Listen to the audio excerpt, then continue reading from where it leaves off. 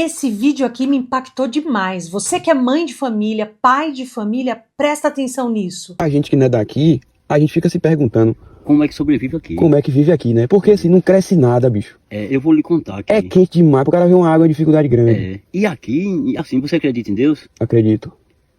Pois aqui a gente vive, pelo menos eu, que eu não tiro benefício de R$600. O Bolsa Família, né? Não sou aposentado, que só tenho 56 anos. A gente vive aqui porque Deus dá o jeito. É, né? A gente vive aqui. Eu tenho um filho que diz que não acredita em Deus. Diga, pois você só existe porque existe Deus. Deus quem me colocou aqui na Terra. A gente não vive pelo esse trabalho nosso, não. Eu entendo assim, sabe? Uhum.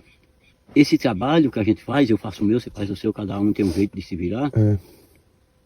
É só para não dizer que não está quieto. Eu entendo assim. É verdade. Mas a providência quem dá é Deus. Quem dá é Deus, é verdade. A sorte quem dá é Deus.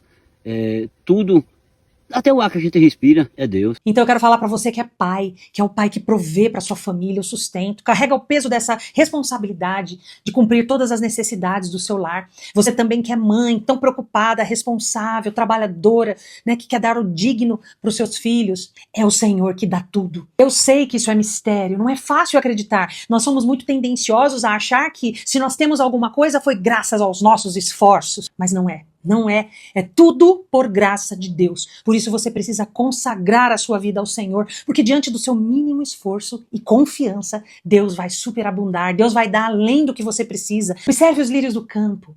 Nem mesmo o rei Salomão, com toda a sua glória, teve vestes tão lindas quanto os lírios. Faça o mínimo, faça, se esforce, que é o que está dentro do nosso possível.